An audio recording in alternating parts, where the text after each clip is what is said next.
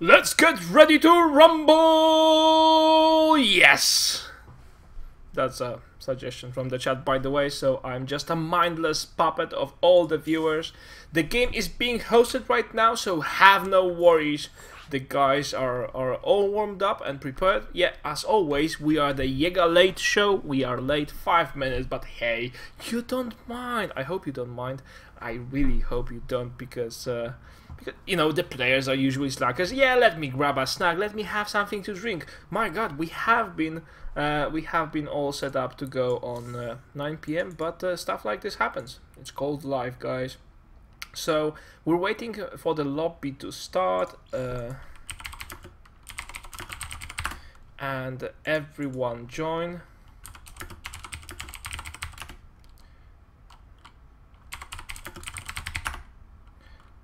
Yeah, the French stream, the Polish stream, everyone joining. We have the coverage in 3 different languages. My god, we're starting to be popular. So, are you hyped up for the match? Well, I am. I didn't have too many opportunities to see Paran0id play, and he is, I think, the best friend of Nerchio. That's one, and he always gives him nice advice during the tournament. So I would like to see how he employs that advice, those advices, when playing himself. So yeah, we are ready, so we can start.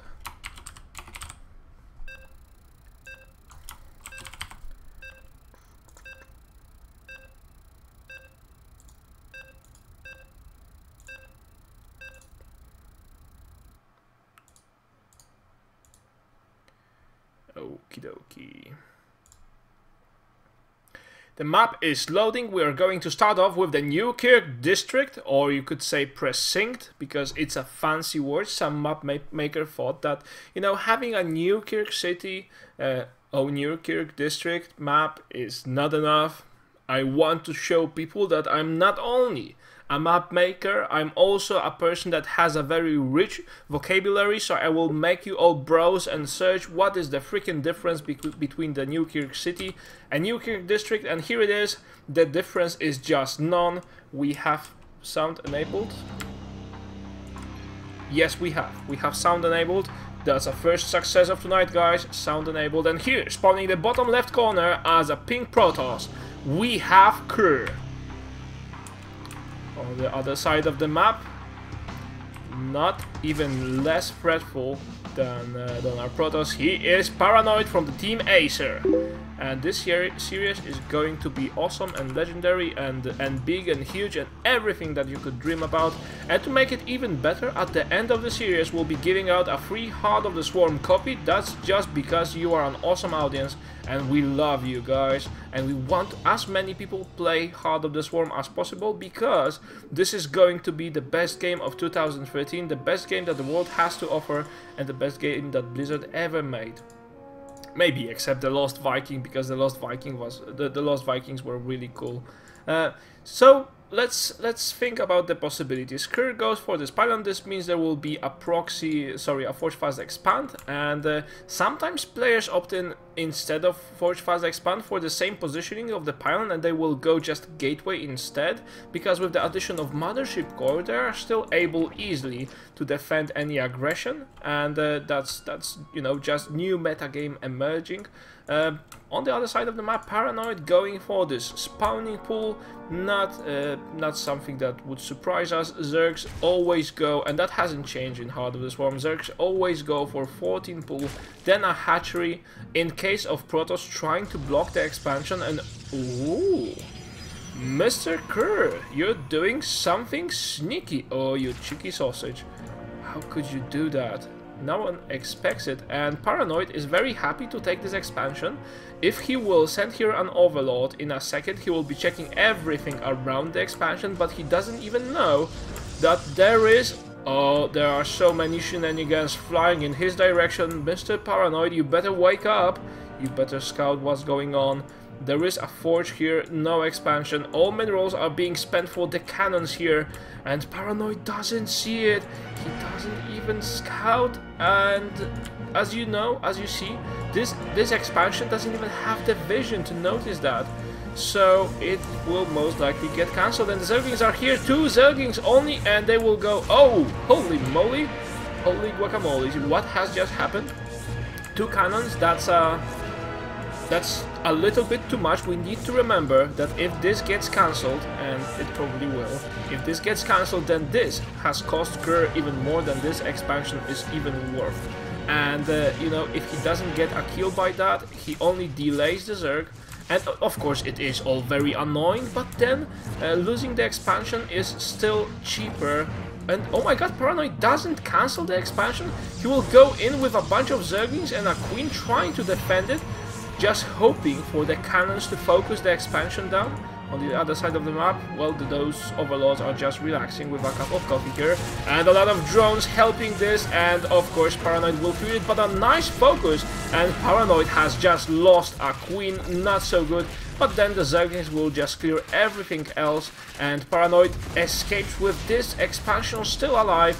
So that's a very nice victory for him at this point of the game. He has lost, let's see how many, 4 workers. That's okay, that's okay-ish. After you have been successfully cannon rushed and you still go out with your expansion alive, losing only 4 workers and a Queen is okay. Kerr, by this point in time, he has lost even more, so this is why you need to be wary as a Protoss when you do a cannon rush, that you don't overspend minerals, because what happens after that is your sudden death. Now, will Paran0id go for some quick bailing bus play? No, he doesn't have any gas, so I think he will be just trying to stabilize the game from now on, and I'm not really sure why the over... No, it's not 2-4, it is just 0-0 right now. I'm not sure why the overlay said that. Apologies, guys. I seriously need to consider hiring someone to do the job. I am so crappy at changing the screen, the score screen. I will improve with time. I promise. I promise you a lot. Thank you for staying, even though I have screwed up the star board. So anyway, in this jolly attitude, Paran0id is backing up. He has a bunch of Zerglings camping here and just having a talk. Now, how's your wife, Bob? Ah, yeah, she's kind of grumpy recently. Why is that? Yeah, well, her aunt, the Queen, has been taken down by a cannon. Oh shit, is that true? Yes, it is. And eventually our family will be blown away because Aunt's Queen was the only element that would hold us. Oh, I sympathize with you, Bob. So anyway, let's not let's not eavesdrop too much on the Zerglings. Paran0id just putting this Queen here. I think he should go for a spine crawler, just for the safety of things. But then if he realizes how much of an advantage he has by now, he may also feel safe, and it seems he'll be going to take the third. A very good decision by Paran0id.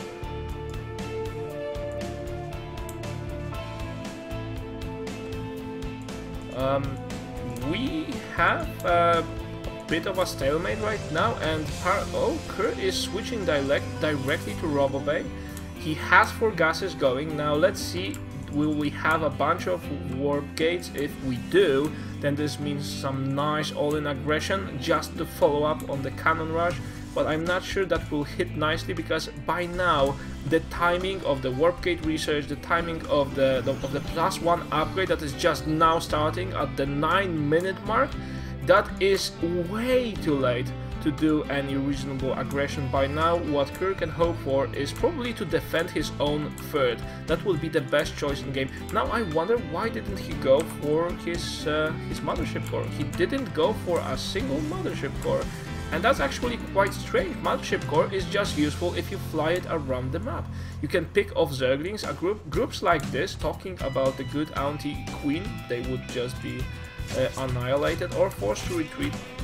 So a mothership core, always good. And now Paran0id securing his 2 bases. Now he goes for 2 spine crawlers, and the 3rd base is finishing. So the game should pick up the pace quite soon. We have a transition into Spire, so that will mean mutas. Well, either that or maybe Paran0id will choose to go straight for Corruptors, kinda expecting that there will be Colossi, but I'm not sure. Paran0id is the type of a guy that would just check first. He has to check, and he does exactly that. Wow, nice timing on this Overseer. He will be checking the number, the count on the gateways, and he will notice that these two, they are not gateways, they are stargates. And Kerr is having this very weird transition from a cannon rush to robo play just to get observers on the map, and then right into double stargate. That's I think that from now on his timings get all awkward, and Paran0id gets a perfect read on that, and he just goes and expands. And the 4th base is probably affordable. If he knows, you know, if Paran0id knows what exactly he's facing, he won't be having a problem at all defending that. And Kerr will just be camping until he's ready to reach out and deal some real damage. I think Kerr has been also afraid because of losing that cannon rush. If your cannon rush fails, like I said, this puts you in a very awkward spot. You have just spent so many minerals and you have gained absolutely nothing because the hatchery stayed. Yes, he killed the queen, but that's not enough to pay for the damage. And yeah, some Zerglings still camping here. I mean, those Zerglings are the calmest Zerglings we have saw. I'm not even sure they are part of the swarm. The observer here is just checking for the pyramids. He wonders who would have built pyramids in the middle of a town, but I think these buildings are a reference to the movie Blade Runner. I'm not sure if you read the book or saw the movie. There was exactly the same building in that movie by who was the director of that movie? Was it Ridley Scott? I think he was. So anyway, a bunch of Phoenixes just comes here, but there are Corruptors, and yes, Paran0id went for Corruptors, and that was a very good transition. So probably in first he just planned to go for Mutas, and maybe just give himself a way to counter any Colossi play. But now there are so many Phoenixes on the map, these Corruptors are the best counter you could hope for, and the Phoenixes can't do all that much damage, although with some very fancy micros staying on the edge of the reach and also microing this, those Phoenixes that are on low health. That is just enough to kill off all the Corruptors. Oh my god, Paran0id didn't micro this properly, and he may end up losing. And oh, we have a small map. Not naughty boy, Bison, naughty boy. I see you, says Roller. Yeah. I always wonder why French commentators always use half French, half English sentences, but hey, that sometimes happen. So Kerr right now trying to pick off any additional Corruptors, and he probably will get very successful at that. He's very aggressive and very active with the usage of his Phoenixes, and that is exactly what you need to be having. Otherwise, you know, the range of a Phoenix is after the launch of Heart of the Swarm is now 7 with the upgrade. So normally it used to be 4. They have increased it to 5, and after the release of Heart of the Swarm, it is 5. And with the upgrade, you just get 7. Now the range on the Corruptors is much slower than that. The range is 6. So with 7 they can outrange the Corruptors, and micro properly they will just kill them off. That's so nice. But Paran0id doesn't mind that. Those Phoenixes have been very busy killing off the Corruptors, and Paran0id can afford the Corruptors. He's on 5 bases right now, and 5 bases is a very comfortable spot for a Zerg. He's going for upgrades, and he'll be countering the Phoenixes with Corruptors mixed in with Mutas. Mutas are so fast right now, not fast enough to catch up with the Phoenixes, but still fast enough to deal a lot of damage and then just fly away.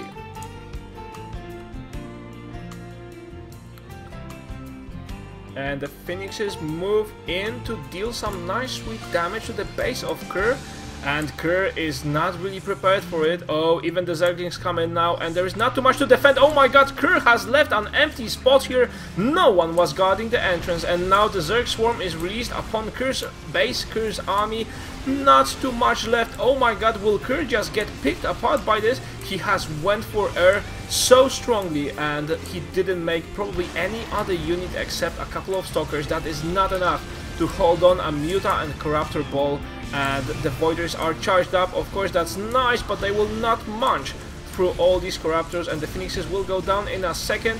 Now we have a couple of Stalkers left. There are a couple of Zealots, but Zealots, unless they learn how to jump, they will not be able to deal too much damage to the Mutas. So let's see what's the follow-up. The follow-up is even more Mutas, +2 upgrade on the weapon damage for the Zerg, and +2 upgrade on the shooting damage for flying units, even more Zerglings, and straight for the Hive Paran0id goes. It seems that he is in a very comfortable spot right now. He seems that he's very confident to claim the victory against Kerr. And Kerr is just defending.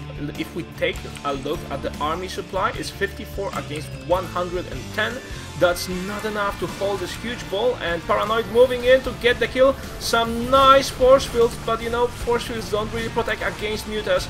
The only thing left in a couple of seconds will be just Zealots, and as we discussed previously, they are not really able to jump, and I'm sorry, you should have been playing more basketball in the past, guys. And Paran0id is just clearing everything that's left here.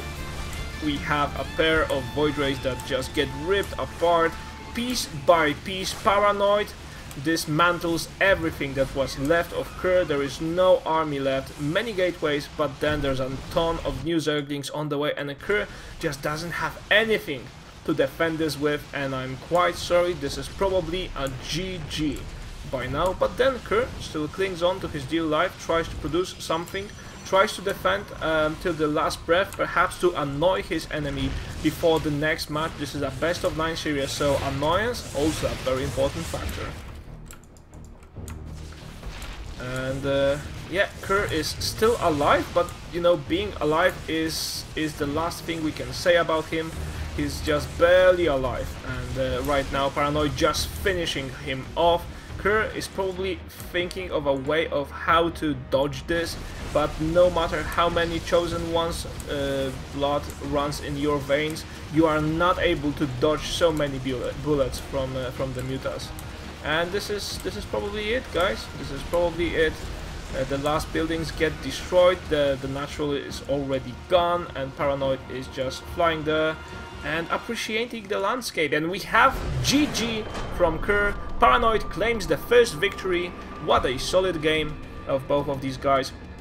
So Paran0id, first of all, he went for a very standard play after nearly losing to a double proxy cannon. And after you get cannon rushed, it's very easy to fall apart. Many players just don't have the nerve to stand that, and they will keep making mistakes after that. Paran0id took it very calmly. He said, okay, this has cost you a lot, I will try to defend my expansion. With sacrificing a couple of workers, I will still be ahead. And your tech is so late, I will just defend whatever you throw at me. And it has worked magic for him. So anyway, guys, I wanted to remind you that there is this huge Heart of the Swarm giveaway we do. After we're finished with this show match, at the end of the Best of 9 series, we'll be giving out a free Heart of the Swarm copy for one of the lucky viewers. And the only thing you need to do is follow us on Twitch. If you want to increase your odds, and if you don't get lucky while watching the live shows, and we have like 10 copies to give out during the live shows, we still have 5 remaining, and those are for YouTube, Twitch, Facebook, and Twitter followers, subscribers, likers, and people who would just submit feedback to Team Liquid, because I really care to know what you think about my commentary. If you help me become a better caster, I am very happy to give every once in a while to give a Heart of the Swarm copy for people who drop a feedback on Team Liquid. So that's it. We'll be going into game number 2 in a couple of minutes. Don't go anywhere. Stay. This is going to be awesome.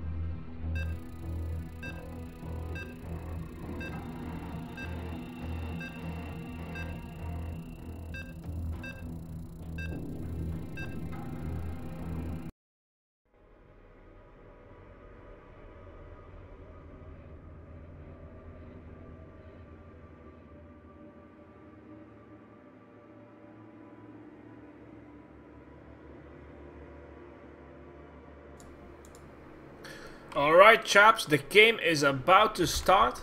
We had a small problem with joining the lobby, but it is all now solved with Battle.net being so good. And action! So here we go with the match number 2 of this awesome series. Here we have spawning the top right position on Cloud Kingdom. His name is Kerr. Good luck, have fun, GG. And the good exchange of pleasantries from both sides. You too. Good luck. What could you reply to that? I don't believe in luck. I don't know, I'm a very rude person. Anyway, spawning here in the bottom left position on the map is Acer's Paran0id.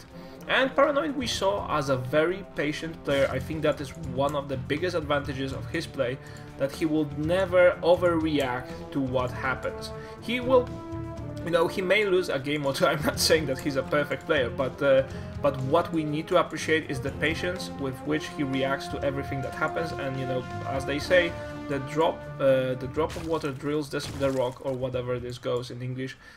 So we'll see. Now Kerr going for a Forge Fast Expand most likely. Now I have been really surprised that Kerr does not use a Mothership Core. Mothership Core is one of the best new units in Heart of the Swarm, especially for the Protoss, because it gives you just so many possibilities. Instead of throwing your Zealots away to scout the third base, you can send a Mothership Core and it will give you the same information. More than that, it can just fly back to your base. It can make your Nexus into a planetary Nexus. It can make your Nexus into a siege Nexus, because the Photon Overcharge upgrade to the Nexus that Mothership Core enables has 15 range. 15 is the range of a siege tank.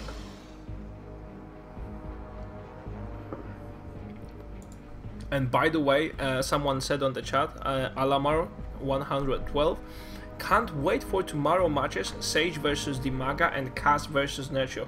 I am so hyped for these matches. I just hope that I will be worthy of commentating them. It's great being here with you guys. It's great casting all this week, and I hope you'll be watching me more often, because I'm very much dedicated for giving you the best entertainment you could hope for with Heart of the Swarm. We'll be doing a lot. I think I can announce something, since you know this game is starting very usually. It's a very normal, very standard start of the game. So I think I can announce safely that starting in April we will have a monthly tournament. It will be called the Yegalisk Champions Cup, with $1,000 prize pool every month. It will be inviting 8 best players from around the world, and they will be playing in a double elimination bracket, very much like GSL style. So I hope we will have some very good histories from there, and I hope that tournament will write itself into the pages of StarCraft 2 history, and especially it will support the growth of Heart of the Swarm. So anyway, let's see what Paran0id does. And you know, if you have any thoughts about that, by the way, just post them on the chat. I will take a look in a second. Paran0id just taking the third, and yeah, he's just quite happy and stable. No gas play, so he has to be careful with the links. Without the speed upgrade, the links are merely just a defensive unit. If Kerr would go for any fast all-in, he wouldn't right now, because he went for fast expander. But then if he would, it would be difficult for Paran0id to defend. But it seems Paran0id will be just going for mass roach play.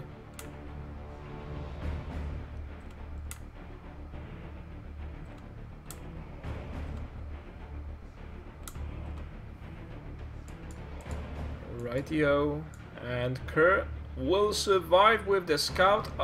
It's so close. Yum yum yum yum. And the scout survives. Yay! Let's all cheer for this one Proberto.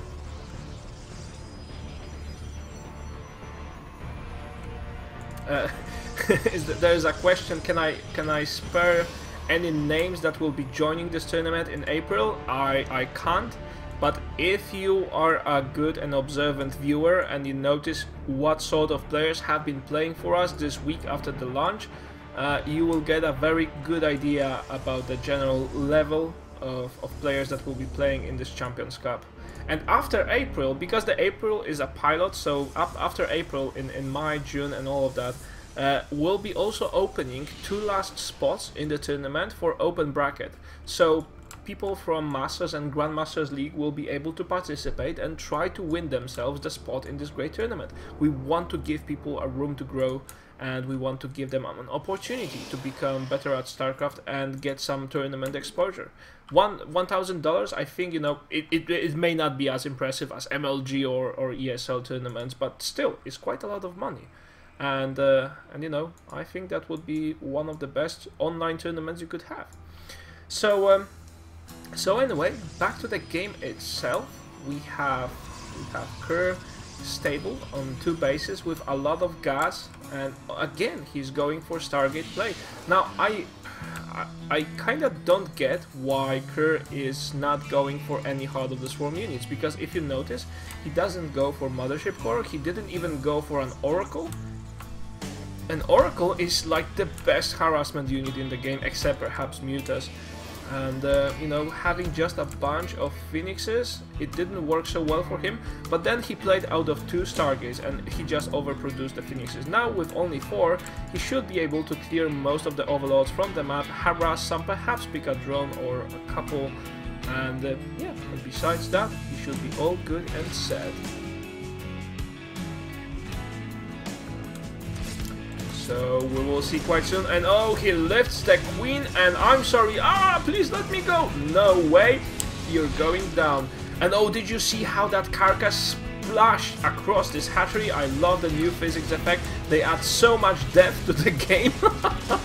and Kerr just doing very solid with this harassment. He's very happy. And oh, those overloads. Guys, we need to talk. What's happening? We need to talk right now. But what's happening? They're ripping us apart! Help! I'm sorry, the help doesn't come in a couple of seconds. There is a Hydra then from Paran0id, of course, and that will help to defend immensely. But for now, Kerr securing himself some nice lead in the game. So we also have this hatchery macro hatch for Paran0id. He's already on lair, and yes, he just chose to build a sneaky spire.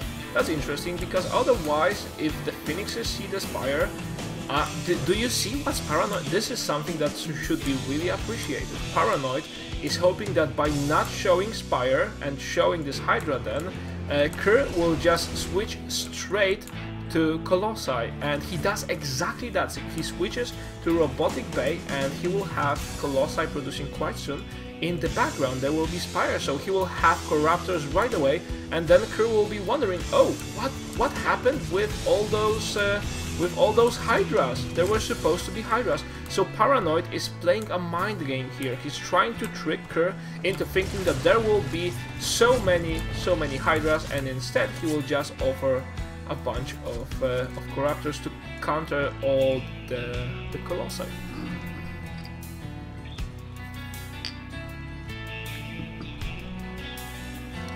So anyway, this is a brilliant play by Paran0id, and I like this a lot. I'm always, I'm always one of the people who say, oh, players should be doing this more often. Of course they should, but doing a thing like this is very risky. If this overload gets picked, yeah, then I'm sorry, mate, but you just didn't make it. And I think Kerr is starting to get a sense of what's going on. He didn't continue to make Colossi. He only has 1. And so this is a double, this is a flint within a flint, guys. This is a double mind game. He goes straight for Templar Archives, and that is such a sweet move, guys. Blink researchers. So Kerr has been around long enough with his Phoenixes to see that something is missing. Okay, so how many Hydras did I see? I saw 5 or 6 of them. That's barely not enough. And here we go with the Mutas. Oh, now this will be hard to counter with that ground army. And oh my god, so many workers will get killed in this attack. 18 workers total killed by Paran0id. And only 1 Colossi. I'm sorry, the Colossi doesn't do splash damage to the air. There are only 5 Stalkers. Not too much with a support from the sentries, Paran0id will be able to pick her apart piece by piece right now. Only more stalkers warping in. They will have blink soon, but there is just not enough air force to deal with that. So nice, such nice transitions from both of the players. This is a very high level game, guys. I really sincerely hope I explained it well enough so you can appreciate. I'm quite convinced that you are just beautiful, intelligent people, but for those of you who just started to play StarCraft 2 and are not familiar enough with the mind games and all that goes in behind the scenes, I hope it was a good enough explanation to tell you what's going on. Now we have another attack, another run by Muta. Play is so powerful in Heart of the Swarm because Mutas are slightly faster, and also they've gained the ability that they can just regenerate. So if they lose a wing or that tube that they use for shooting, they will just grow it back, grow back body pieces, no problem at all, my friend. I can do that all day long with this new Heart of the Swarm expansion. And Kerr is trying to defend this base, but we have everything here, a ton of Hydras, we have a ton of Mutas, and this expansion goes down and the Hydras just go back. So what Paran0id is trying to force Kerr to do is to fight at multiple fronts, because without enough focus, Kerr will not be able to defend it all at the same time. And oh, well, we have an Archon being picked by a bunch of Hydras. Not very likely, but only a couple of points of energy, and splat goes. Here goes both of the Archons, and Paran0id securing himself another base. Oh, this looks so much in favor of our Polish player from Acer, the Red Zerg Paran0id. Now Kerr, even with Blink, is not able to deal enough damage. Let's check the upgrade. This is +1 upgraded Mutas. Now with Stalkers there is +2, so that's always an advantage. But you need to be in all places at once, and also he needs High Temper. I think I saw 2 High Temper warping in a second ago, but they will still need energy for Storm. They will probably just become Archons, and the Mutas are happy to go for a trade. And oh my god, all the High Tempers got... oh, they got just slaughtered by the Mutas, and Kerr is looking very bad right now. A bunch of Zerglings. Oh, the positioning not so good, but the Forge will go down in a matter of seconds. But I think too many of those Zerglings have been sacrificed there. I mean, you know, getting them all around the Colossi always good, but sacrificing while they just try to nip their way through this wall, not so good. Kerr, some nice force fields. Wow, this is really good. And the Mutas are still a threat, but then he saw the numbers are not in his favor, and he GG's. And here we have Paran0id leading 2-0. Very solid game.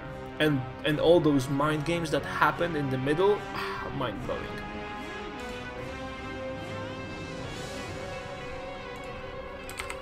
Alright guys, so we'll be having a couple of minutes break, just to give the players a room to breathe and to get something to eat or drink if they need, or grab a smoke, and you can do the same, guys. We'll be back after around 3 minutes, so stay here and make sure that there's something you're doing.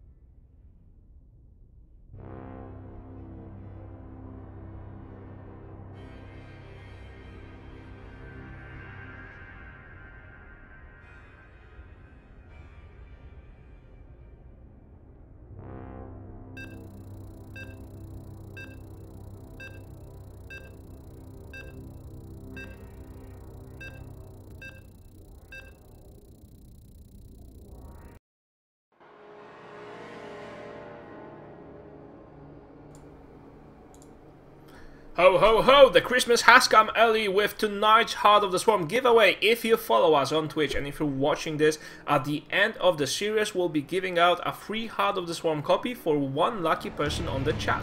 And you know, if that lucky person is a follower, because that's a requirement, if you're not following, you will just make a sad face and realize, oh my god, I could have just won a Heart of the Swarm copy, and I didn't, because I was too lazy to click that follow button below this video. So make sure you do and don't regret it later. Now, getting back to the game itself, we have spawning here as a blue Protoss in the bottom left position of the Daybreak map. He is Kerr. And on the top right position of the map we have the guy who's called Acer's Paran0id, and he's going to be awesome. Now, Paran0id, as we said, a patient player who picks opponents piece by piece, and we already saw 2 games where he does exactly that. Now, the only thing I really regret is that we haven't seen so many Swarm hosts. It seems that the players who have transitioned from Wings of Liberty are rather reluctant to use Swarm hosts, the Vipers. I mean, Snoot, the Showmatch against Goody, oh, the Swarm hosts were just beautiful that game. But sorry, the Vipers. But you know, not too many people decide on going that path, and it's too bad. I think the new Heart of the Swarm units will start being utilized more and more with time. It's just a matter of people realizing how good they actually are. And perhaps some of the best players will come up with nice strategies involving those units, and they will show to the rest of the world that this, in fact, is not a sucky unit. Because I'm not sure if you remember, but there was a point in time where people were actually convinced that Infestors are useless. They are the most useless unit in the whole game.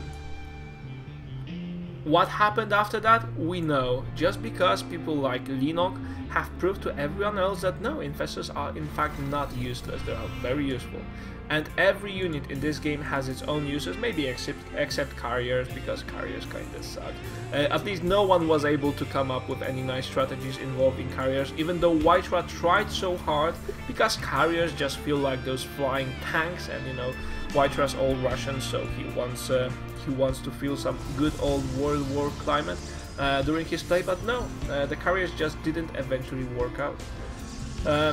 Now, the Protoss also got the Tempest and the Oracle and the Mothership Core, so there are a bunch of new units that are just not exploited enough for now, and I hope players will start doing that as soon as possible. Let's see what happens from now on. So we have the save expansion. There is only one. Oh, this is.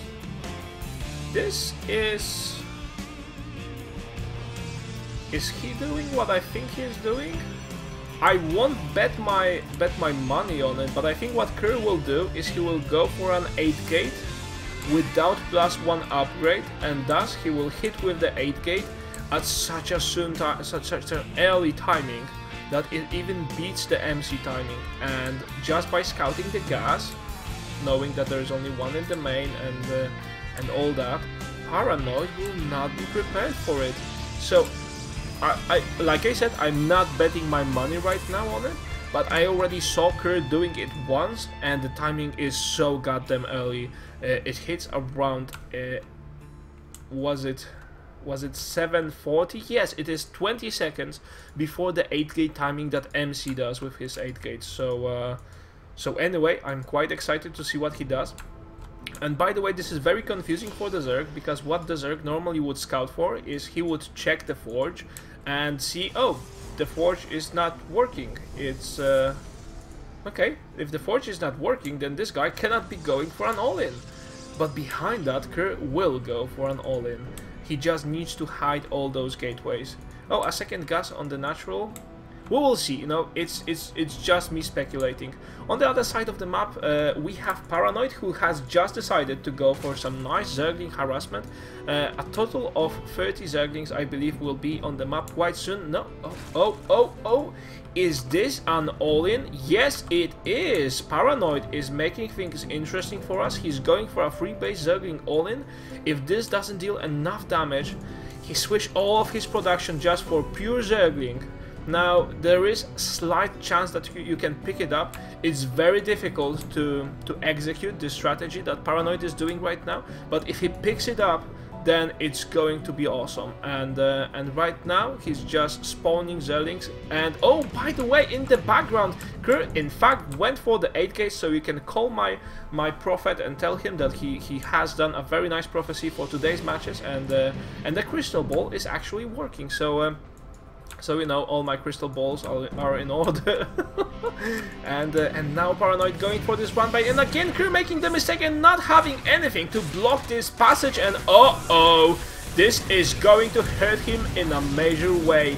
He won't have enough minerals for the warping, and he needs them like crazy right now.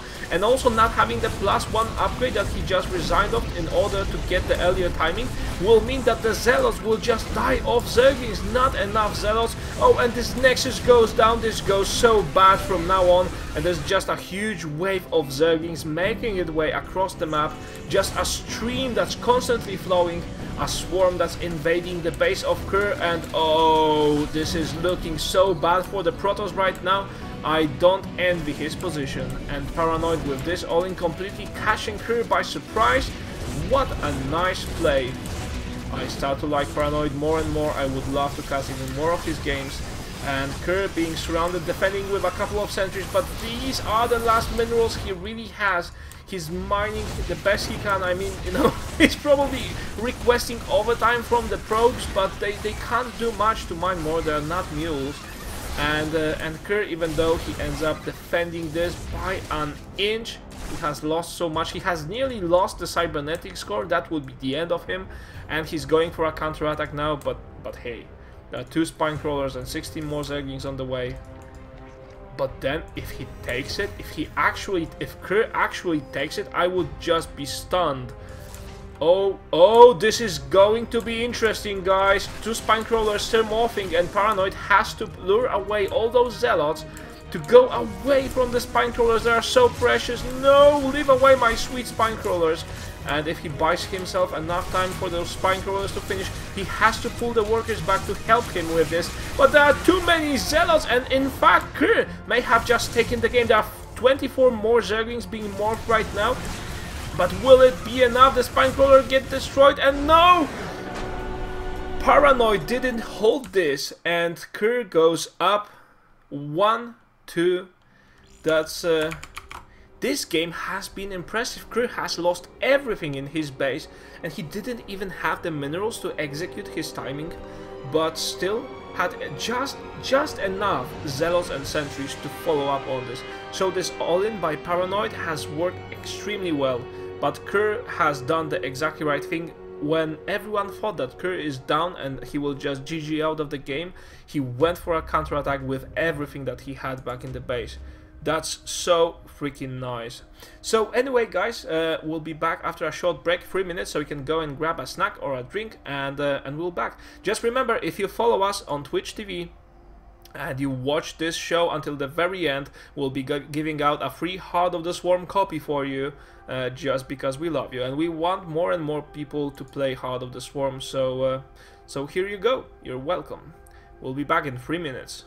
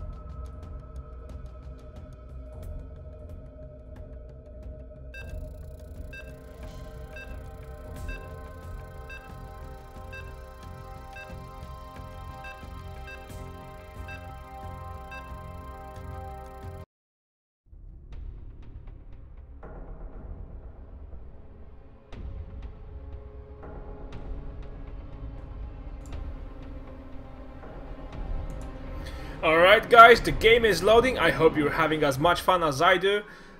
This series is great, and you know, even though we don't see all that many HotS from units, we still see some very solid play, and that last game was just this is a game you will remember, guys. And you know, by the way, I would really like you to drop me some feedback about my casting, because I really like improving myself, and I really hope to get better and better with time to become a professional caster.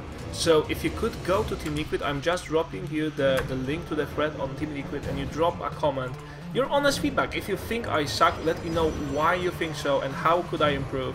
And you know, in 1 year's time, I hope to be casting some lands perhaps, because I'm really intending on doing this. So so if you can help me along, I'm willing to give you a HotS Swarm copy. Every 2 weeks we'll be just picking one person at random from all the people who dropped off our feedback, and that will help me become a better caster, and that will help you to become a better owner of more HotS Swarm copies. So thank you very much. Anyway, we have some scouting from Kerr right now, and he sees Paran0id's base. No gas so far, just being annoying with this Paran0id. Give me the minerals. So what Kerr is doing right now, if he keeps clicking on this mining patch, he will just cause all the drones to go back, and that's very annoying, especially if you have done some worker pairing for more effective mining. And you know, he has some APM to spend, so why not spend it to annoy the enemy? And Kerr right now will be going for a Nexus first build, so he's feeling very... No, he's not. Oh, very sloppy of Kerr. He is late with the Forge and with the Nexus. Maybe it doesn't matter all that much, just the Forge is late. Maybe he wanted to save some minerals by keeping his probe in the base instead of sending it in 2 goes, so we don't know that. But the Forge is rather late here, and that's it. So he thinks that Paran0id will not go for any sort of aggression. The read of that is because Paran0id doesn't have a single gas. Normally, even if players go for 14 spawning pool and then hatchery, then they still go for a gas just to get the speed upgrade. And that is a sign, if you don't see any gas, that is a sign of a very passive play by the Zerg. It doesn't mean they will not all-in you later on, because you know, every player does the builds for a purpose.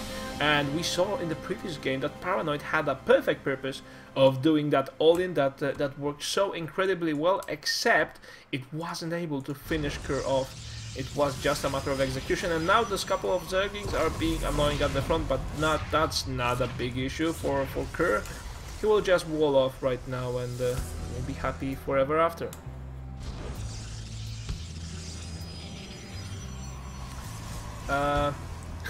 There's a question on the chat. Where do we go on that page? There are too many comments at the bottom and too many links.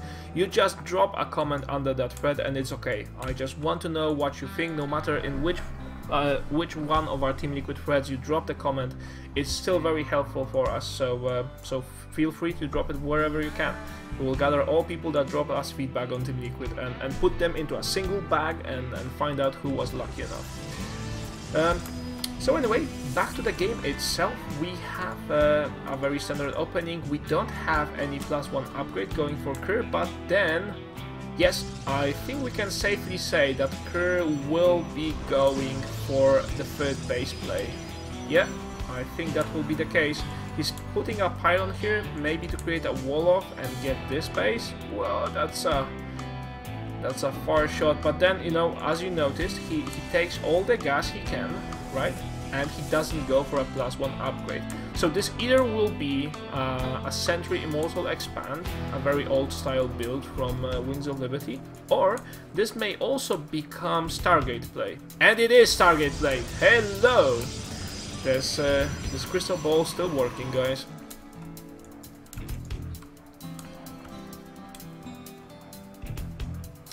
Oh! Crota, I just noticed that you have time. Oh, okay, just drop anytime you want. The TeamSpeak is open, so feel free to join. And Crota will be joining me as a co-caster. That's awesome. I just opened up TeamSpeak, so if you'd like to join for the couple of next games, that would be actually cool. I thought I caught your earlier comment that you said you need to go back to work and you just can't watch or cast, but if you can, that's even better.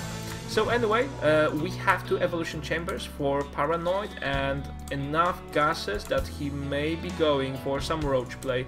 Recently, roach play becoming very popular in Heart of the Swarm because I'm not really sure why. It's just that the new mechanics of the game allow the roach play to be more effective. It just feels better and falls better, clicks more with the other things that Zerg would do.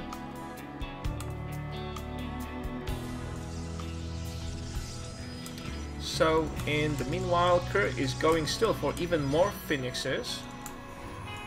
And what he will go for? He goes for +1 upgrade for air. Now, we saw him doing this in the first game and it just didn't work out, completely didn't work out. If you go for so many phoenixes in the early game, you don't even have a sentry to defend your ramp, and as a Protoss, the later the game gets, the more sentries you need just to hold off any Zerg aggression and give yourself more time. But Kerr is investing heavily in those phoenixes. And right now, Paran0id is probably not really aware of what's going in his way. And oh yes, now he notices on the minimap. Ooh, what's this? What's this? It's hanging everywhere. Yes, those are phoenixes and they are here to kill you, my dear ma'am. But then, oh, with a Spore Crawler, that's just enough. And by the way, I think that Paran0id has placed the Spore Crawler in the first place to avoid any DT play. Dark Templars are getting more popular recently because the Dark Shrine has become cheaper and it's cheaper to build it, so why not play Dark Templar? Now we see that Kerr is going for Tempest, so I'm very interested to see him play Tempest, and now he has the Mothership Core, so woohoo! He is going for some Heart of the Swarm units and we will see good and solid Heart of the Swarm action. This is where the game stops being any sort by any means predictable. And we'll see what happens. On the other side of the map, we have the Infestation Pit going right up, and triple evolution chamber. That's certainly interesting, my dear friends. And okay, so Phoenixes are here trying to pick something up, but the cannons are just so not cool. Trying to damage the Phoenixes, and they have a very limited space to work with. And also, I don't think that there is the range upgrade. No, there is no range upgrade on the Phoenixes, and if you want to harass so effectively in the later game, you need that range upgrade that you can do from the feed, because it gives it 2 additional range. And now Kerr is just securing himself perhaps the third base with the addition of a couple of Tempests. And Tempests are the flying versions of Siege Tanks. Maybe they don't have the splash damage as there was planned initially, but they have such a long range and deal massive amounts of damage that if you manage to mash them, you are probably able to defend pretty much against anything. Although their weakness is their mobility and you know, the fire rate. So as you can see, it takes a while to charge, guys. It's probably like your iPhone, it takes a very long while to charge.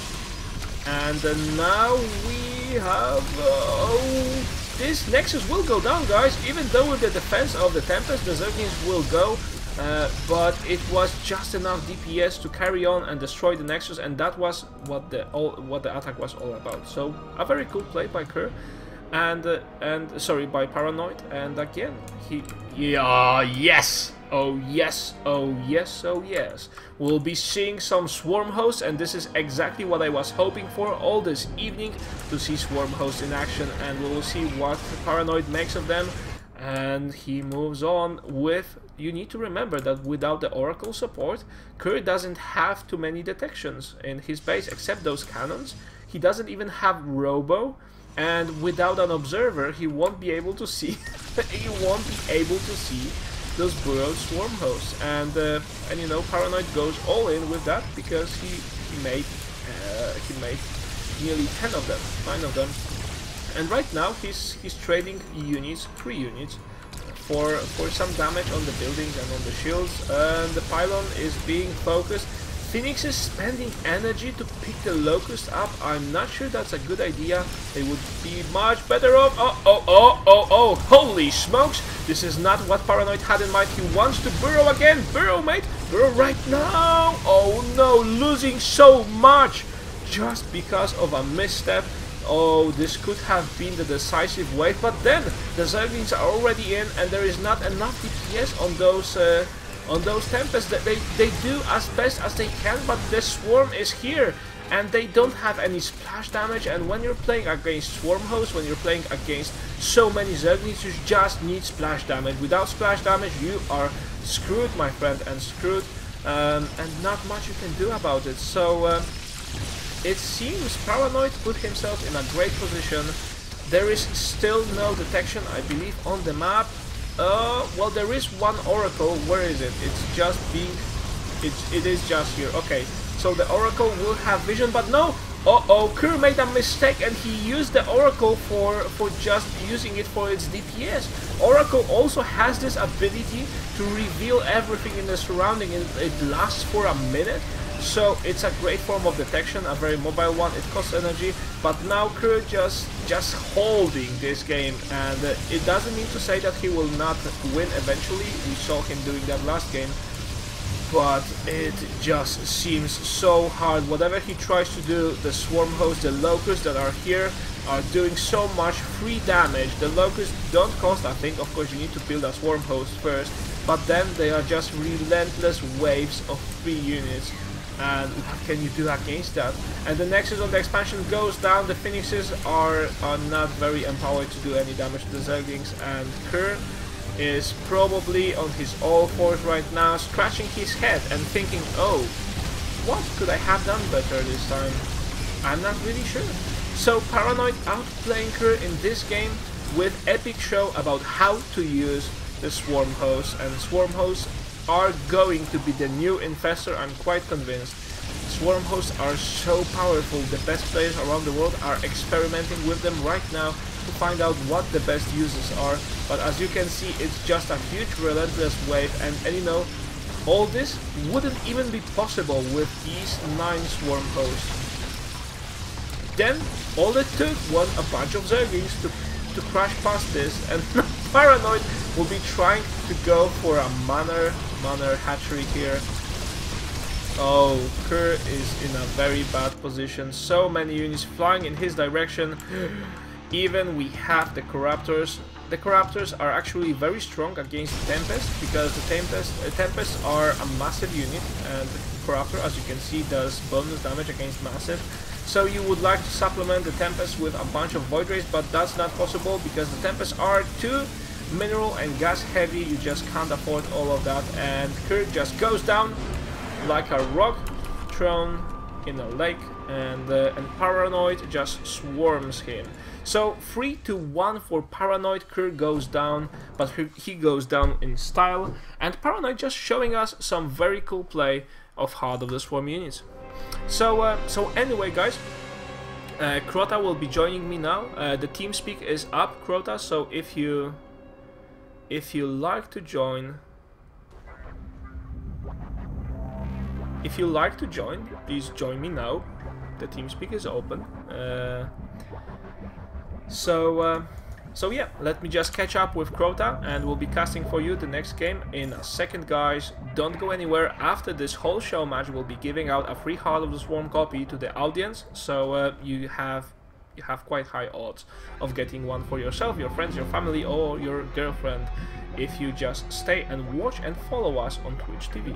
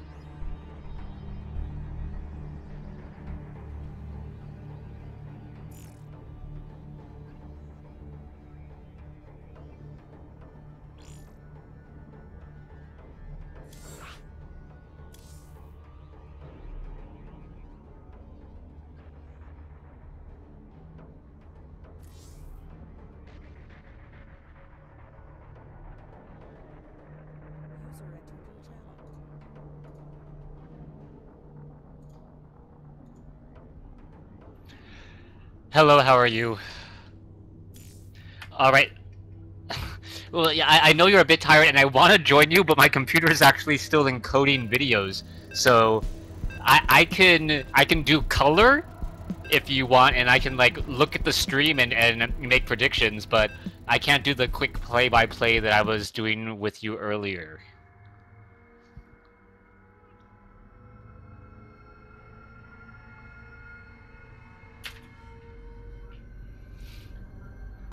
To be able to talk with is just good enough. Yeah, no, I guess. I totally hear you. Let me... I think I can watch the stream even though my computer is encoding. I got Just another, be careful, because what happened to my previous co-caster is when he was co-casting with me, his computer just first gave a puff of smoke and then just blew up. So be careful. well, I do need a new reason to get a new computer at some point. Maybe... But I'm not sure that's the way the old computer would prefer to go down, you know? Yeah.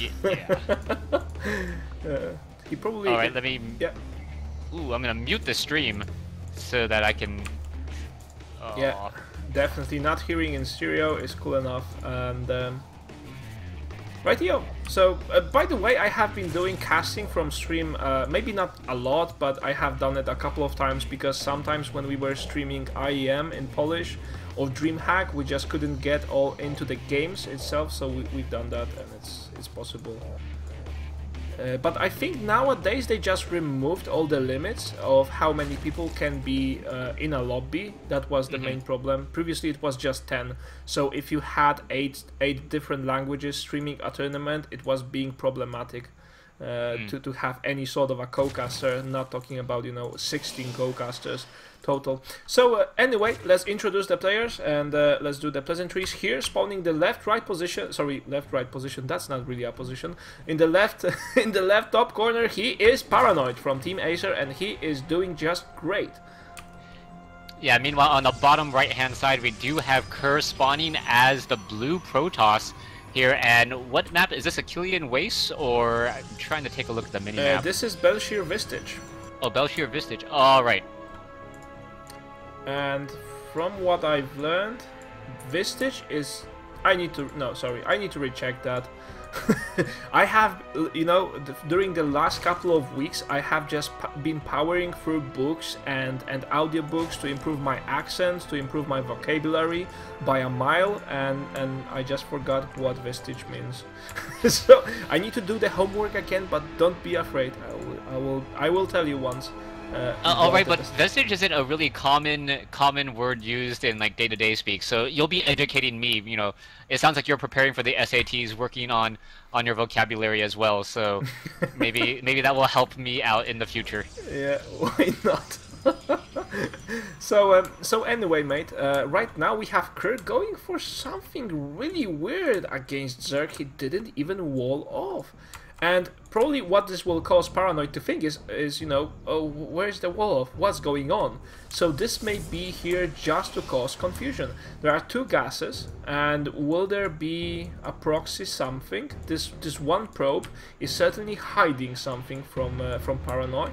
And will it be perhaps a pylon, a Twilight Council, and then maybe a Dark Shrine, or what will it be? Yeah, what I've seen plays on this map or similar maps is Mothership Core Blink Stalkers up onto the high ground. It's a very aggressive play, and as long as your opponent doesn't spot the Twilight Council, it's very difficult to stop, because you know something's coming, but you don't know what's coming or where it's coming from. And Stalkers being able to blink up 2 levels is also very dangerous as well along the southern ridge for Paran0id. Yeah, exactly right. And you know, Stalkers don't have the limits that, for example, the Reapers have, and they can just blink straight into the main, and that's so painful. But then this probe doesn't do anything. It's just there. So I'm still interested in what Kerr is intending here. Just now he placed a pylon in front of his base, and it seems he'll just continue and go for an expansion. And he plays the build that people usually play against Terran. It's one gate expand, and that's it. And oh, this probe being picked, so bad. All right, so far still no Nexus that I can see. Oh, poor Probe getting taken out. Okay, I'm a little bit on stream lag, so you'll have Yeah, to. no problem. I apologize already for like, hey, we've already seen that. And what's happening here? Mothership Core just very aggressive, able to move along with these stalkers. There are just enough Zerglings, and the speed will be finished soon, so all these stalkers may just go down. And that's not so good for Kerr. He will just have to stick here. Wow, nice micro sticking behind the Xel'Naga tower, but the stalkers eventually will need to die. And Paran0id going for straight up counter attack. I wouldn't even say it's a counter attack. He just goes and attacks. And Kerr is warping additional gateways, but I don't think that any of them will manage to warp here. And may we have a very quick GG? Yeah, we made that. Mothership Core needs to get back home. Needs to get back home. Needs to get the photon charge on there. I was gonna say he was a little bit too aggressive with that Mothership Core. Paran0id. Oh, there's the GG. Yeah, there is the GG, and I just wonder what was the idea behind the behind not even having a wall off at your ramp. Even if you're playing a gateway play right away instead of Forge Fast Expand, you should still wall off against Zerg. Even if not wall off, then perhaps surround your mineral line so the Zerglings can get in, so cannot get in as easily. Anyway, I'm not really sure why did he do the thing that he did, so we'll see. Anyway, I'll probably have a conversation after the show match with Kerr. Right now, I don't want to distract him away from the games, but I would like to know what was his thinking process behind that. So anyway, we'll be going into a 3-minute recess. By the way, some of you have been saying that they get commercials during the games. If that's the case, please let me know. That's definitely not the intent. I am running some commercials between the games, and we don't start the games until the commercials finish. So if there's an overlap, let me know as soon as possible. We will fix that. We don't want you to be watching commercials during games, and especially if there's something very interesting going on the screens. Crota, are you familiar with how Twitch works in that regard? How is it possible that people get commercials during the games if they are run earlier? Well, normally when you if you're running Twitch, as long as the players are currently live or the viewers are live, you should be fine. If they constantly pause it and then unpause, what can happen is that the commercial is synced up at a wrong time. Do you get what I'm saying? Yes, I know exactly what you're saying. So that could be the issue. You may want to tell the people, try refreshing. You may not be synced to the actual live show. And if that's the case, then obviously when I run commercials, you may be watching the game still. Right, so probably if you get commercials during the game, you may have paused the stream or you have some lag. I think refreshing the stream would just help, and that's it. So apologies for any inconvenience. I'm making sure to run the commercials after the game finishes and not to start the next game until the commercials finish. So if you're watching this live and you're synced with us, you shouldn't be getting any commercials at all during the games themselves. So hope this is helpful for you guys. We try to make this as good viewing experience for you as it is humanly possible.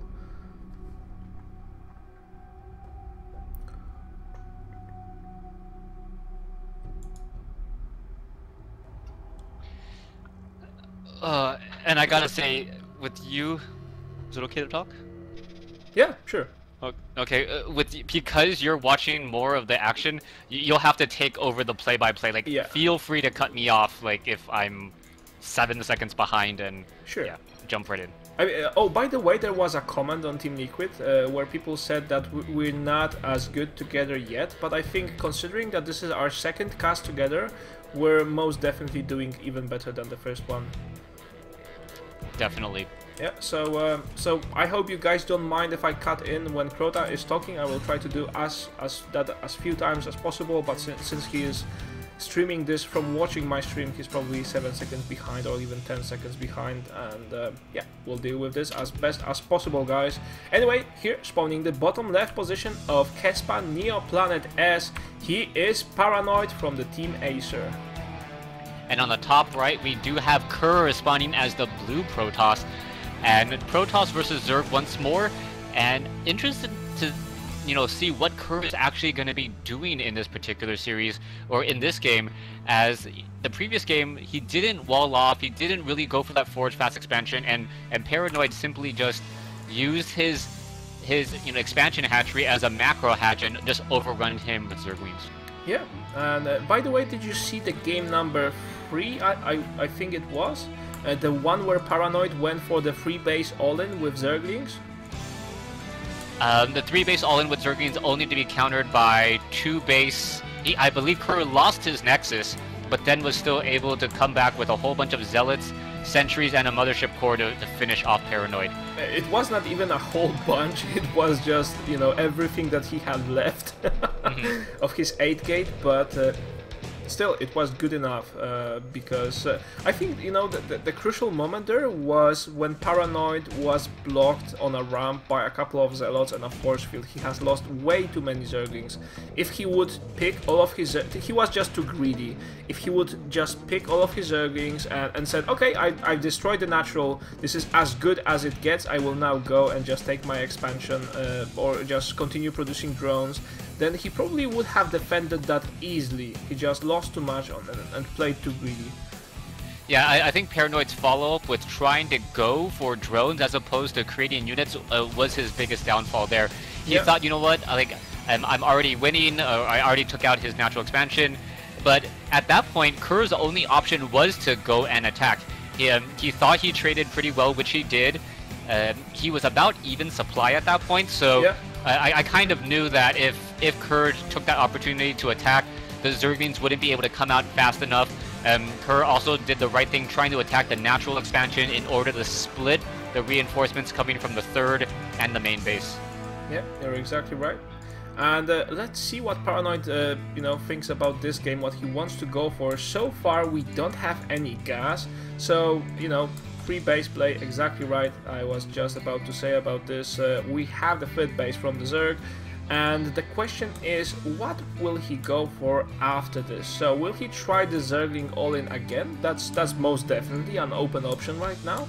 He may also go for mass roach play, or just see what happens, and because styles of play are not so defined for the Zerg at all times. Sometimes you just feel, okay, this is the time where I should cut out all the drone production and focus on the army, and that's cool, that's still cool, as long as you produce the right type of units, right?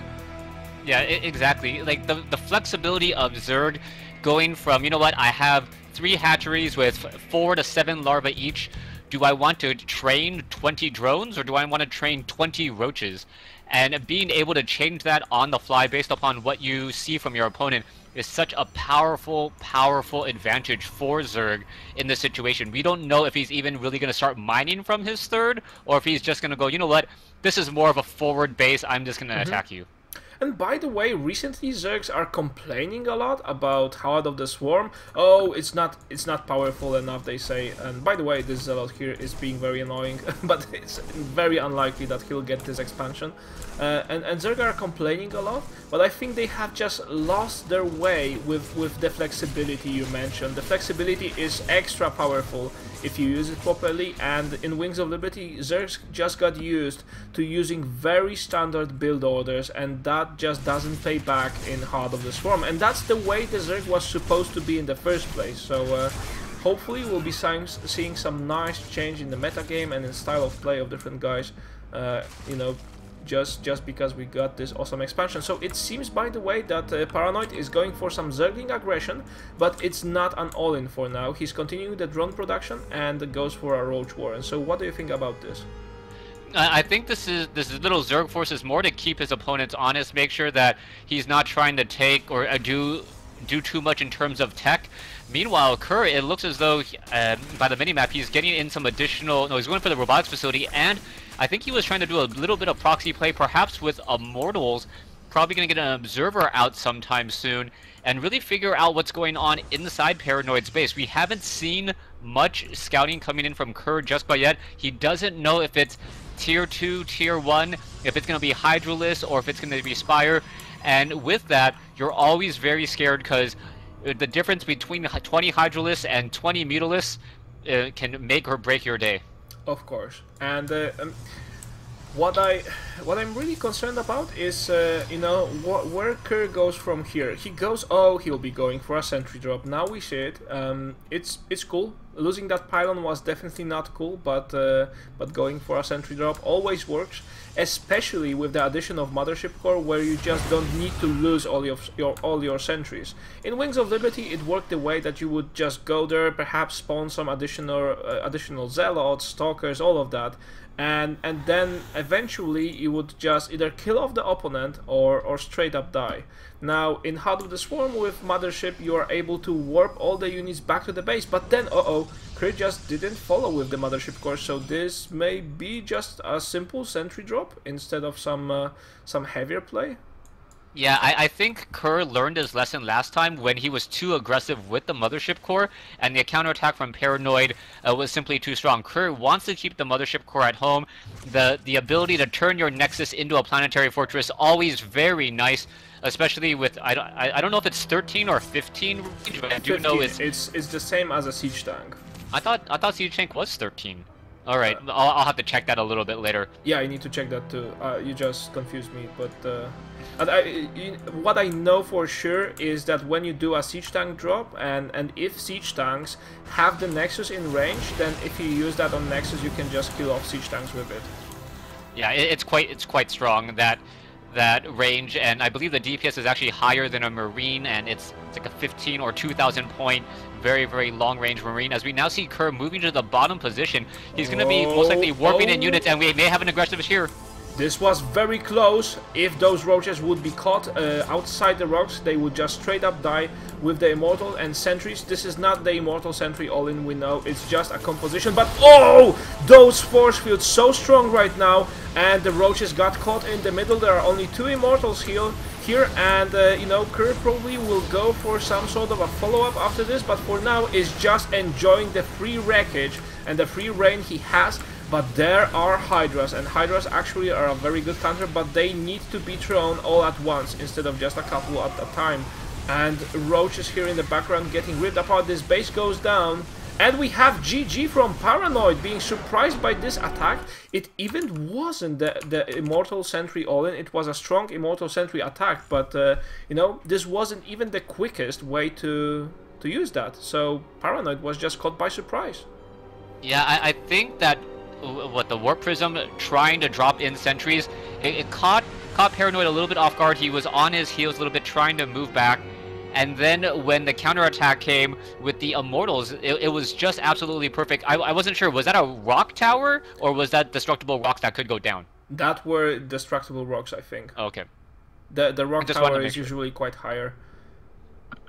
If that were rock tower, I think that Paran0id for most certainly would just go and destroy it to wall off. But yeah, I really like the force field play as well, being able to trap some of the drones back, and that really increased the losses. Just a really strong play coming in from Kerr, and I believe the series is now 4-2 in favor of Paran0id. Yeah, you're exactly right. So Paran0id 1 game away from victory in this show match, in this best of 9 series, and Kerr a runner-up right now, but we may see even more of him. So far, I think, you know, if I were to bet my money, I would bet on Paran0id, but then Kerr is also a very strong player. He's a very strong macro player, by the way. Recently he switched to doing more all-ins, but the way I knew him previously, he was one of the very few Protosses that would actually opt in for a fast third base. So anyway, people change styles. Are you in the game? Wait. Join the game if you can. You're not joining the games, right? It didn't render for you yet. Yeah, it hasn't rendered for me yet, so yeah, I'm not in the game, don't worry about that. I just went into a panic mode, because this is the worst thing that can happen during a cast if one of the co-casters doesn't join the game. Yeah, I've been casting too long today. I start imagining things, you know. You have been so real co-casting with me just by the stream that I imagine you're in the game. So anyway, no, let me just, no. Let me just message him. Oh, come on.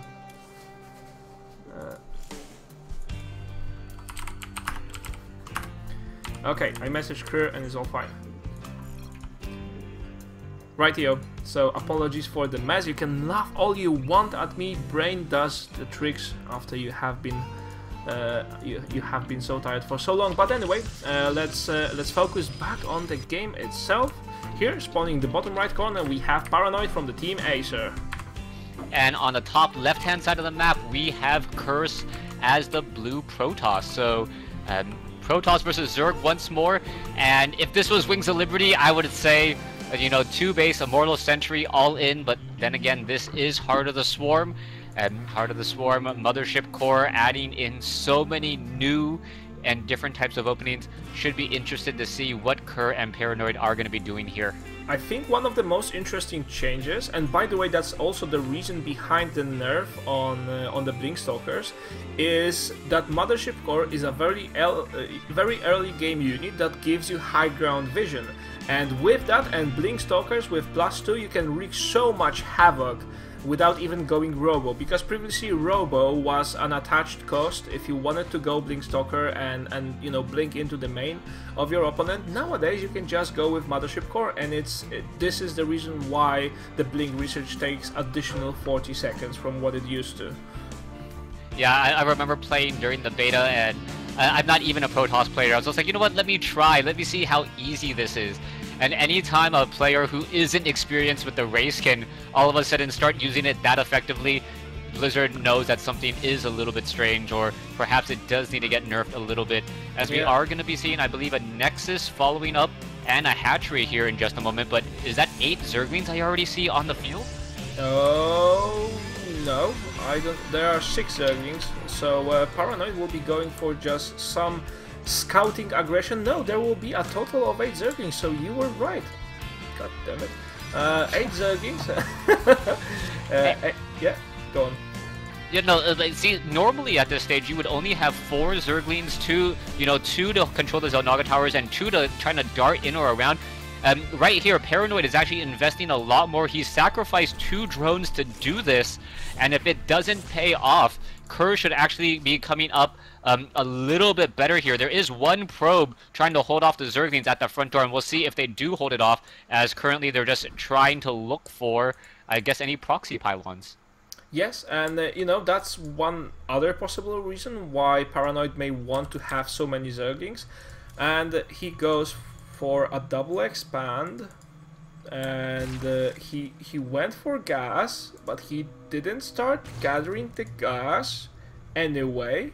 I'm not really sure what Paran0id is playing at, but it looks just mighty odd right now. Yeah, like the extractor with no gas, you don't see any speed boost. I think he was feigning trying to be aggressive with these Zerglings. Right now we need to watch the drone production. Is he going to be going... Oh! Again, Kerr, he just doesn't have a Guardian that would shield him from any unwanted Zergling intrusion. And probably a couple of drones will have to pay for that with dear life. And, you know, that's just playing sloppy, Mr. Kerr. There's no explanation for falling for that. Yeah, this looks like a Carbots animation where the Zealot just walked away for a second, and now there's Zerglings inside, and the probes are like, what is this? What is this? Why do I have to fight these Zerglings here? It looks like the probes are going to clean up, but this is still a lot of mining time lost. Each of those probes, as you mentioned, harvest about 40 minerals every minute, so that is a lot of resources lost as those Zerglings are just running around inside doing laps. Yeah, so it's exactly like the Carbot animation. The Zealot just had to go pee, and eventually a lot of Zerglings just got into the base. But this is the 3rd time it happens during the series, and you know, I can just judge by now that Kerr should be guarding his entrance more often. It doesn't pay back not to do it. Yeah, and we finally see Paran0id harvesting gas. He feels very strong in this transition. I believe he's going to start droning up. He's harassed his opponent enough. He knows that there isn't a crazy amount of tech that he'll have to deal with. And off of 3 bases, and I assume 3 queens, he's just going to be able to produce a lot. It's going to be up to Kerr to really get enough units to punish that very fast 3rd base, but I don't even know if Kerr knows about it yet. Let's just check vision of Kerr, and he knows. He did scout that with his single probe that's hidden here behind the bush. We even weren't able to notice it in the first place, but it is there, believe me, guys, and it has saw the third base. So Kerr probably, you know, if Zerg is playing free base, it's quite safe to assume that the Protoss will go for some sort of an all-in, and if not even an all-in, then probably a very powerful aggression, as we saw the last game. The last game, you know, all that timing push was completely off, didn't hit at the exact time that it should. But now Kerr is just opting in for some blink play, and the question is, how much off will the blink play be after he has lost a couple of workers? And the losses were... Oh, sorry, he didn't. He only lost one worker, but then he has still lost quite a lot mining time. Yeah, you can never factor in how much mining time. It's one of those things where you try to guesstimate how much one player is behind, but it's impossible to do so. What do you make of this Blink Stalker play? It feels a little bit late to me, especially since he's going to be going up against roaches on creep. If it was more defensive style, I think it would be better, but the roaches with their movement speed bonus on creep should be able to handle this fairly well. Well, it will. Well, a lot of it will depend on how well does Paran0id spread the creep, because right now it isn't so far out. And we see players like TLO going for, they would go just with an offensive queen and place false hatcheries on the map to have a little bit of creep, and then plant creep to merge there. So players like TLO extremely aggressive with creep, and we have Paran0id not so much. And now we have this run by with a lot of blink stalkers. There are 2 pylons going up here and a couple of sentries. The only concern I have is that Kerr will not have enough gas to warp in too many stalkers later on, because he has wasted a ton of it just for the sentries. And when you have blink stalkers, you don't need sentries all that much. Yeah, we'll see what's going to be happening here. Those sentries. Oh, in comes the aggression. Stalkers are now warping in, and it's going to be up to Paran0id. Oh, nice force fields, and it cuts the roaches completely off, allowing the stalkers to pick the spine crawlers. But then the Zerglings are fast enough, and using the time warp, that's actually quite nice. That kind of counters the creep in a given area, but it seems that Kerr he doesn't have enough firepower, and right now he already started suffering from the lack of minerals and gas for even more stalkers, and the stalkers he has are only on +1. The +2 is about to finish, but not soon enough, it seems, for this attack to continue. So like you said, the timing is very off, and Kerr moves in very offensively, and oh, not having enough energy for all the perfect force fields he needs. So a lot of roaches go forward and destroy the sentries, couple of them left with some energy still. And will Kerr keep all that Zerg force in check? No! The roaches got out, and they will chase the stalkers down. And right now, Kerr just doesn't have enough money for any reinforcements. Yeah, the reinforcements are going to be slow to come. It looks like the roaches, where are they going? They're actually split with the rest of the group now, and that might be a problem. They're trying to take down the Warpian pylon, not knowing that there was one even closer. And Paran0id's actually split up with the rest of the group. As long as Kerr can defend back at his base, I think... When the stalkers go forward and they try to take down the spine crawlers, one picked, the second was picked, and oh, not enough of Paran0id's army in one place.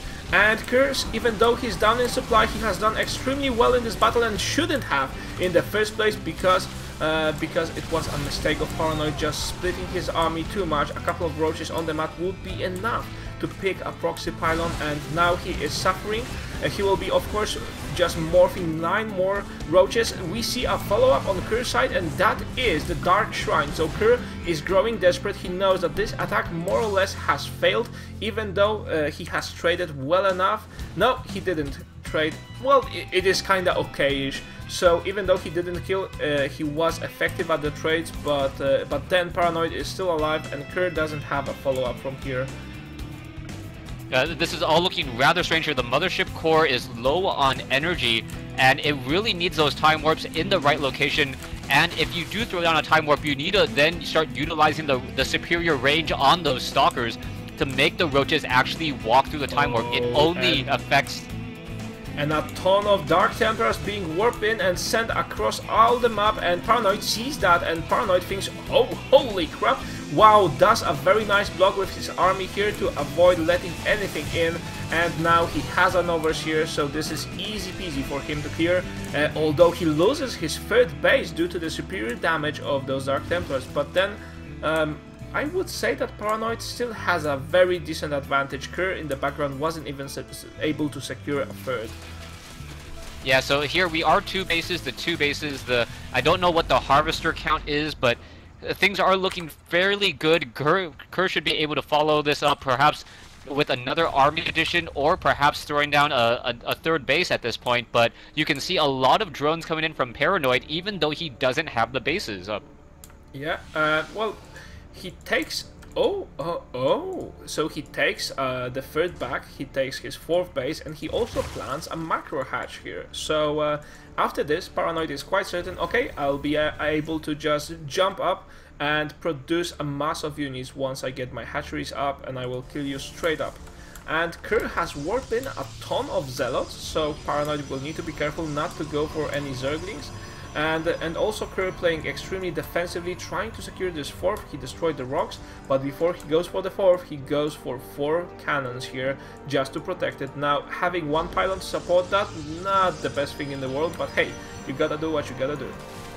Yeah, that one pylon, if there's Hydralisks, that's more of an issue, but with the roaches and their range of 4, they are going to be forced to come in tight, and if they get in that close, there could be enough sentries and immortals to clean up all of those roaches. It's one of those things where roaches don't have the necessary range, and we'll see what the follow-up play will still be, as, what is this? Is that a Dark Templar drop I see? Yes, that is exactly a Dark Templar drop, being very close and not scouted yet. Paran0id didn't have an overload there in opposition. He probably was afraid of all the blink stalkers around the map, and now 4 Dark Templars are making their way inside Paran0id's base, and they will go straight after the evolution chamber, not allowing... No, they will go straight after the lair morphing to the hive, and oh, holy crap! Paran0id will not be able to save his hive. He's trying to do injects, but he loses it. And he's back to tier 1 now. Oh my god. Yeah, that is going to be a very, very heavy hit. I do not believe any more Overseers can actually be morphed, so if somehow Kerr is able to utilize Void Rays or Phoenixes and shoot down the 3 or 4 Overseers that are on the map, it could be an easy GG. It's right now Paran0id's job to get back to tier 2 at the very least and make sure to minimize that damage. And you can see Paran0id needs to be aggressive here. If he is too defensive, he can get sniped down in all the wrong places.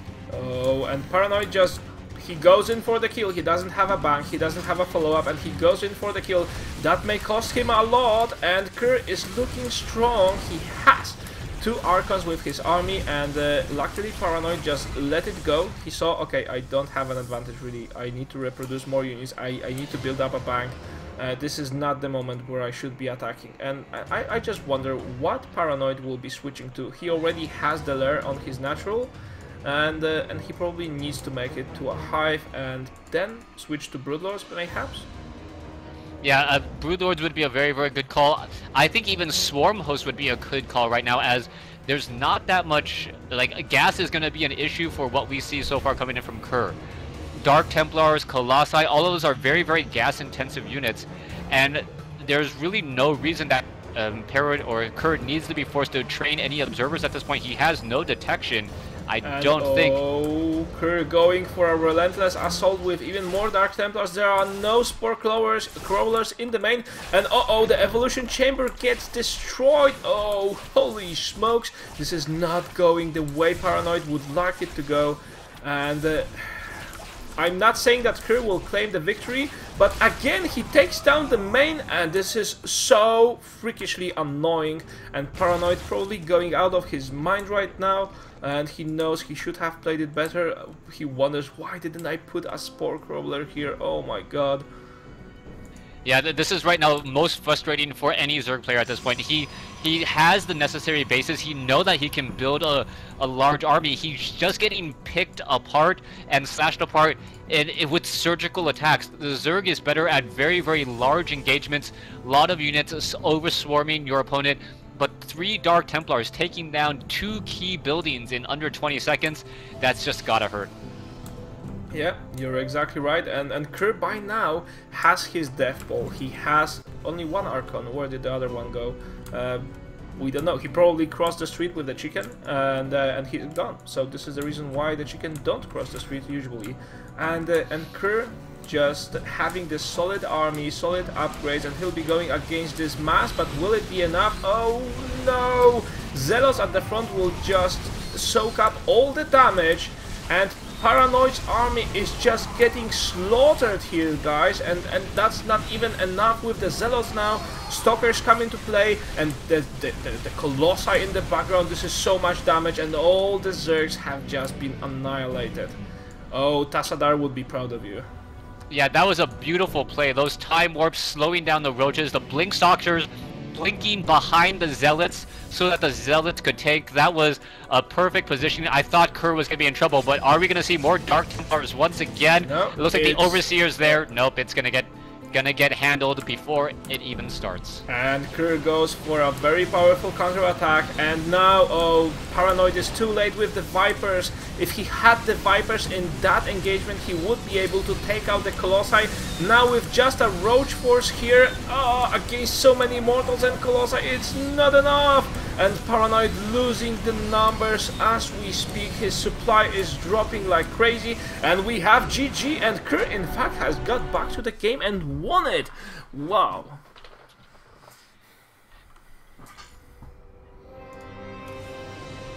Yeah, that was that so was a really good game.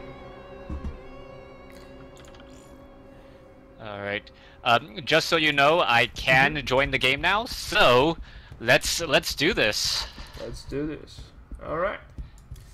Let me just invite you to the chat channel. Where are you? Well, if you're in game, I can join off of you. I'm already in the chat channel. Right. Okay, awesome.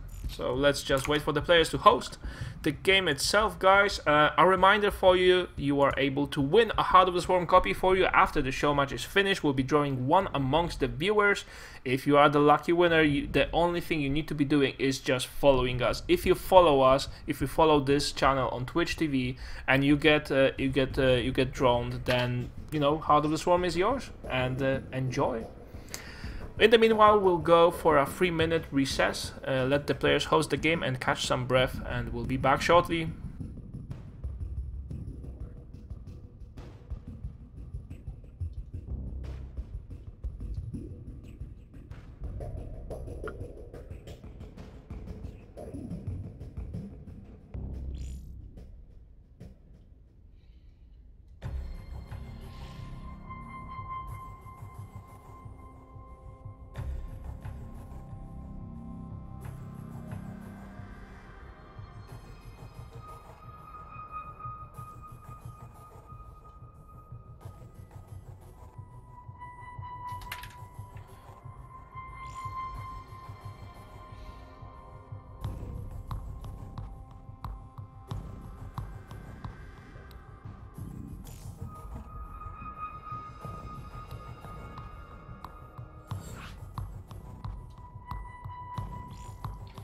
All right.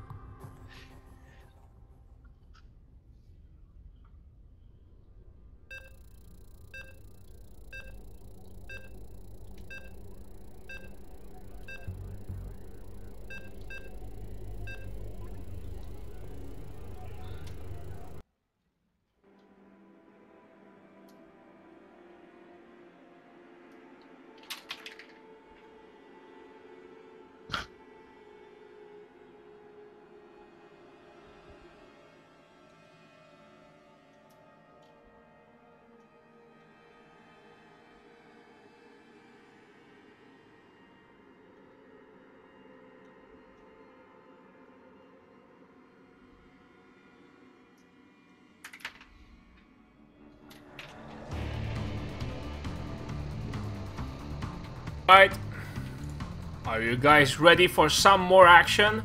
This series is close, and even though the first couple of games were so much in favor of Paran0id, I think that, you know, the table has been switched.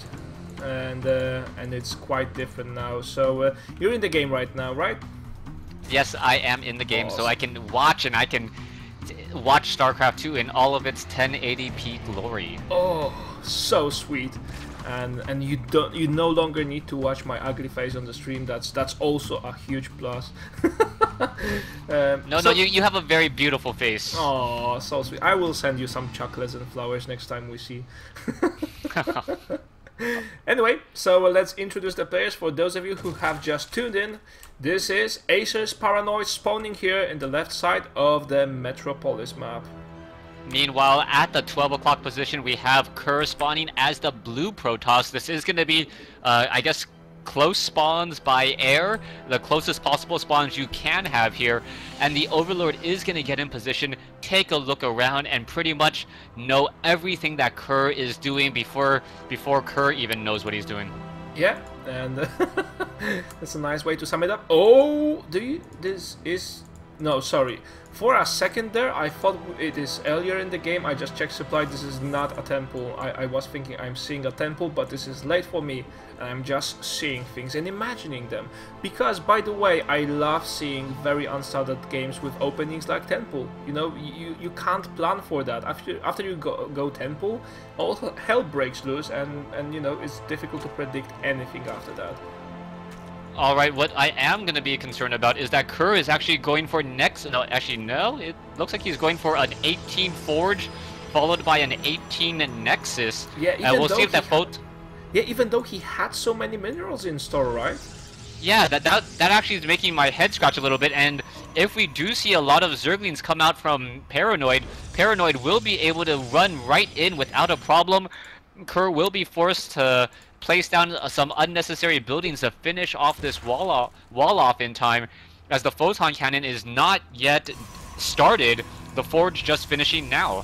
I scratched my head about exactly the same thing 2 games ago, and the only conclusion I was able to reach is Kerr is doing this to avoid lost mining time on the probe that builds the Nexus and the forge.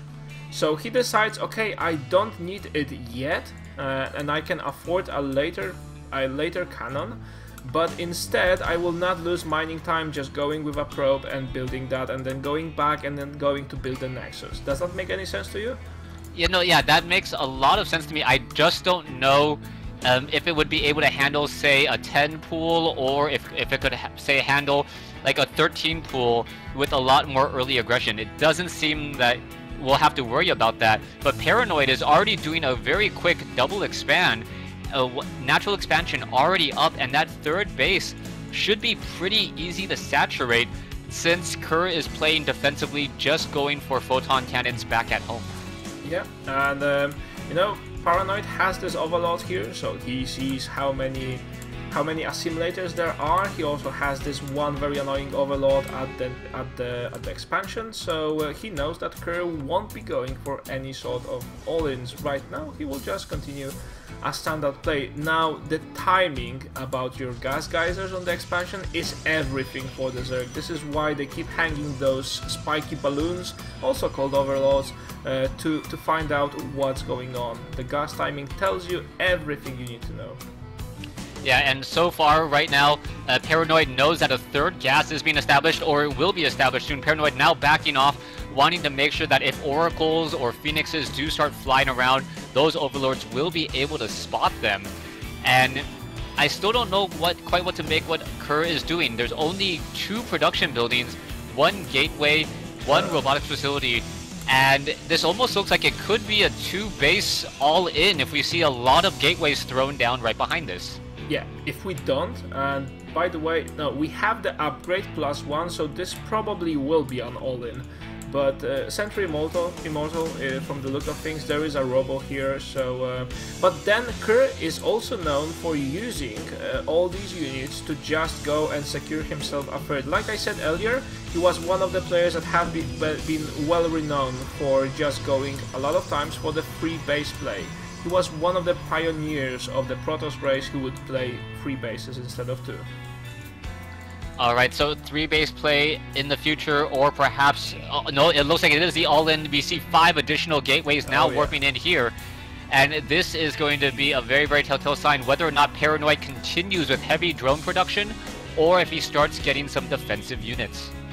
And the question is, what sort of a read will Paran0id be able to get on this? He has two overlords and he will be flying them in shortly. Yeah, this is, this is nothing to be surprised of. This is the timing where you check for extra gateways, but on Metropolis the space on your base is just so big that it's actually difficult to sacrifice your overlords effectively, and this overlord may not even see it, or it may even see too much. There's a Twilight Council behind that. This is getting strange with every second of this match. Yeah, so Paran0id spots the Twilight Council, but there's also the 5 gateways, the warp gates that are coming in, and Paran0id's going to see all of this, and he's got to wonder, wait, is this a 4 gate? Is this a 6 gate? What is going on here? And Paran0id getting an absolute free read at this point, and this is going to be up to Paran0id to respond correctly. But I'm not sure he has the read. With seeing so many things in the base, you just get confused. You're not sure what is happening. So should I prepare more Zerglings to counter the Immortals? Should I go for Infestor? What should I do right now? Should I cancel, play to cancel and counter Blink Stalkers? It's all so confusing because Kerr does a warping round inside his base just to get rid of the Overlord. What is going on? Could you help me? Yeah, what I'm trying to figure out is why isn't the level 2 weapons upgrade going? That would be the real reason to get the Twilight Council. You get it both for Blink and level 2. That way you can counteract the level 1 armor upgrades if it does come in. So far, all Kerr is, he's almost tipping his hand, showing that, hey, I may want to go for a 3rd base. So you have to at least go for a 4th base. As we now see, the Warp Prism may try to drop some sentries. It does spot the Spire. But I think Paran0id's just as confused as we are in terms of, Kerr, what are you doing? Well, I think that we can safely say by now, oh, by the way, this nearly got picked down. We can safely say that, Kerr is just improvising at this point in time. He did react very well to the fact that he saw the Spire, so he places down 2 Stargates. Instead of going on with his all-in or whatever his intention was, he just switched to a different build, and he will be now, in fact, trying to secure his 3rd. Because before the Mutas come, he will have enough time to produce Stalkers, he will have the Blink. Well, the only, piece missing from this chessboard is the weapons upgrade too. Alright, but in talking about weapons upgrades, we do see level 1 air weapons upgrades coming in for those Phoenixes. So Phoenixes will be dealing a little bit more damage. A lot of players suggest actually going for armor on Phoenixes over weapons, as the Glaive Worm does deal a lot less damage based off of the number of bounces. It just makes more sense. Unless we perhaps also see some Void Rays in the mix as well. This is all still looking rather strange, as we now have 5 bases for Paran0id. Kerr not even yet up on 3, and we'll see what the follow-up plan will be here. If I expand on your comment, for those of you who are just beginning to play StarCraft and trying to figure your way through this game, when Mutas attack, their attacks actually bounce, and we'll be able to see that. And if you instead of going for an attack upgrade, go for an armor upgrade, you cancel one of these bounces, and this is a huge gain when you think fighting against Mutas. Yeah, that's definitely the case. We see an Overseer has been picked off. Phoenixes are going to try to engage here, and they do have a little bit more range than those Mutalisks, and they can also move and attack all at the same time. Very, very nice play there, getting a bit of supply blocking in, but Kerr is still down by 50 supply. Yeah, so for now it all looks in favor of Kerr. Now, sorry, in favor of Paran0id. What I wanted to say is Kerr is going for Psionic Storm, and Psionic Storm is mighty fine when you are playing against Mutas. You just need to land that Storm, although it has to be noted it is slightly weaker than it has been in Wings of Liberty, because right now, if Mutas are hit by Storm, they just don't become useless units. They will just need some time to go on vacation to the Canary Islands and then regenerate their health, and they are back in action after that. So Storm, definitely worthwhile, although slightly weaker than it was in Wings of Liberty. Yeah, I believe the regeneration rate is 1 a second now for Mutalisks, which is actually 4 times higher than a normal Zerg unit. I think a normal Zerg unit regenerates like 0.23 hit points a second. So Mutalisk, after 120 seconds of doing nothing, they are back up to full health. Yeah, I mean, I would love to have that sort of a health regeneration. Punch me, and then, and I'm all good again. Punch me again, and you regenerate. You could win almost any fight. Wouldn't that be awesome? I would become a professional wrestler if I had the regeneration of Mutas. Yeah, or professional boxer. In between rounds, they give you like, yeah, we'll give you like a minute and a half to recover. Like, oh, I'll be fresh after a minute and a half. That's no problem at all. Yeah, you don't look like a boxer. Oh, no problem. I have huge health regeneration. That's my secret.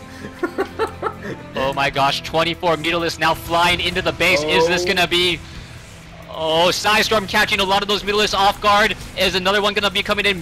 Phoenixes now do need to try and engage, but they are gonna be going after the Corruptors. A lot of damage being absorbed. Stalkers now trying to make their way over. And this is a bit of the follow-up attack as Corruptors are getting shot down. But then Paran0id has did a tremendous job of keeping his Mutas safe. So of course a couple of them was picked down. They have enjoyed the bathe in Storm, but you know, still most of them have survived just because the Corruptors were used as a mid shield. So that was a very skilled move by Paran0id. Now Kerr is trying to secure his 4th base because he already knows that Paran0id is on 5 bases by this time, and Paran0id being relentless with the Muta assault and, you know, picking down one of the Stargates. Oh, that's actually a huge blow. Oh, another Storm, but that's not enough. That's not enough. Yeah, so much anti-air defense, still not enough. Phoenix is going to try to engage. They do not have the +2 range and are unable to really engage against all of those Mutalisks and their Corruptor brethren. That is a definite problem, and Kerr perhaps just wasn't expecting mass Zerg air. And you can still see 6 more Mutalisks being added to this ball for a total of 35 in just a moment. Yeah, you're exactly right. And oh, Kerr is just adding cannons like crazy, but you know, the timing on that is very slick, and he was just late by a couple of seconds, and this will cost him many minerals and you know, all the Mutas. How many Mutas do we have on the map? Oh my god, it's 32, and right now I would say that Kerr desperately needs some Archons. Yeah, Archons would be good. You can see Kerr once again just spending all of those resources as a sea of Zerglings now making their way over to the 4th base. And can you believe this? We are 18 minutes into a game, and the Zerglings do not have metabolic boost. I don't mind the metabolic boost, but I thought that this game is much longer. There's just so many things happening in Heart of the Swarm that actually it felt like much more, a much longer game. And anyway, now Mutas are picking at this base, and it will go down. I'm quite sure that it will go down. There is an army here, and you know, of course, Kerr will try to push the Mutas into a corner, but you know, there are just too many Mutas, and even if he sacrifices some of them, he'll be able to get away. Yeah, those Mutalisks able to regenerate so many hit points. One Void Ray get caught out of position there. The Mutalisks go laugh at the little prismatic beam. I know you got a weapons upgrade. I don't care. I got numbers. Oh, but then a very nice Storm connects, and now Mutas are in orange and yellow and red health. This is not looking good. They have been caught in a corner, and oh, too many Mutas dying, my friend. I think that Paran0id is slightly losing the grip over this game. He's transitioning into Ultras, and this will be interesting like hell, but still losing those Mutas, not a good thing. Yeah, I believe the Tempest are going to be successful at helping prevent those Ultras, but the Mutalisks are just falling left and right, and this is a calculated move by Paran0id. Paran0id realizes that there's so many anti-air units in play. Let me go ahead and then transition into ground. Exactly. I'm not going to let up the pressure. I'm just going to attack you with Zerglings. Tempests don't do well at all against Zerglings, and then I'll follow it up with 9 Ultralisks. What are you going to do about that? High Templars dying to Zerglings. You don't want that scenario to happen to you. anytime. And now all there was additional squad of mutas. They didn't manage to take down this expansion, but they managed to kill off a nice considerable number of cannons here. So anyway, it all looks in favor of Paran0id, but I don't want to curse him, so I'm not saying he will win this, because Kerr is extremely good at defense now. Yeah, being able to defend home field advantage also important. You're able to warp in units, your reinforcements come in faster. You have less area to move around, so your units always seem to be engaging a bit more. But what's this? The Ultralists with their upgraded Kaiser Blades deal 41 damage to everything. Yeah. And this front door is not going to stand up for long. Yeah, I'm quite sure Wilkinson had something to do with those blades, but then, uh-oh! The Void Rays are here, and now it's not so funny anymore for those little crystals on the front of the Void Rays. But then there are so many Ultras all around the place, and Kerr doesn't have the mobility to deal with them all. Paran0id went for a multi-pronged attack, and Kerr is taking too much time to clear that out. But then, yeah, so he manages to clear the Ultras, but then there are huge swarms of Zerglings just making their way everywhere. And it seems that Kerr by now is overrun by the persistent Zerg swarm. Yeah, we talk so much about those Ultralists, and the Ultralists pretty much ran in and died, but it at least opened a way, and now the Zerglings are able to run free and rabid. They do have the Adrenal Gland upgrade, able to just surround, get into position, and a Zergling that's inside a base just seems to deal so much damage. Yeah. You're exactly right, and again doing the multi-pronged attack straight into the mineral line, and now Paran0id wants to attack where it hurts the most, because he knows that Kerr has lost so many workers, 42 workers killed right now. Kerr is left with 40 workers. He's trying to reproduce his probes, but it's probably not enough. His income is just down to the ground. Wow, 2,400 income for Paran0id and just 1,000 for Kerr. It seems that Paran0id is slowly but steadily gaining hold of this game as we speak. Yeah, you can see how brilliant the play is. But what is this? Another large air attack here. Ultralisk and Mutalisk attacking together. The Archons could get some splash hits in. Wow, one Archon down to 5 hit points does stay alive as we are still continuing this fight. Archon is trying to clean up the Mutalisk. And where are they going next? And the Mutas are just exploiting the immobility of the army of the Protoss. You know, Kerr defends on multiple fronts, but once he has left the Tempest alone, Paran0id took an advantage of that right away. He didn't even have to be told that, he didn't need to scout it, he just saw the opportunity and took it. And that's you know, that's probably why he is going to win this in a matter of a minute or two. Yeah, those Archons trying to clean up the work, or clean up the rest of the army. Not going to work though. Ultralisk getting in there, getting up front, dealing so much damage. Zealots getting sliced and diced with those upgraded Ultralisks. And now we see a nice tactical retreat once more as we're going to be hitting what appears to be the natural expansion and 4th base once again. If we take a look at the minerals that are left in the Swiss account, Kerr only has 200 minerals. That's not enough to counter all of this that Paran0id is throwing at him, and he doesn't have the army supply. Kerr is down, my good friends. Dear viewers, Kerr has just lost the game. He's just trying to get a grip again, but you know, at this point in time, he just has to GG, and Paran0id takes the series 5-3. Wow, nice series, wouldn't you say? Yeah, a very entertaining series. The game's going back and forth. That final game, it really felt like the Zerg was almost like a lion hunting its prey, or like a pack of units. He's like, you know what, I'm gonna take a bite of you over here, and then as you're slowing down, I'm gonna take a bite of you over here, and I'm gonna let you slowly bleed, and I'm gonna hit you again over here. And the pack was just like, you know what, I'll just clean this up eventually. The Ultralists, they'll absorb a lot of damage, and then I'll let my pretties, all of my little swarmy Zerglings finish up with everything else. Alright, and I'm just, you know, typing my compliments to Paran0id. He has played beautifully today. Let me just thank Kerr, and I'll be back with you guys in a couple of minutes. We'll say goodbyes and all of that. We'll say thank you, and we will give one free Heart of the Swarm copy for the viewers, so don't go anywhere yet, because there is still a chance that tonight you will become a very happy person.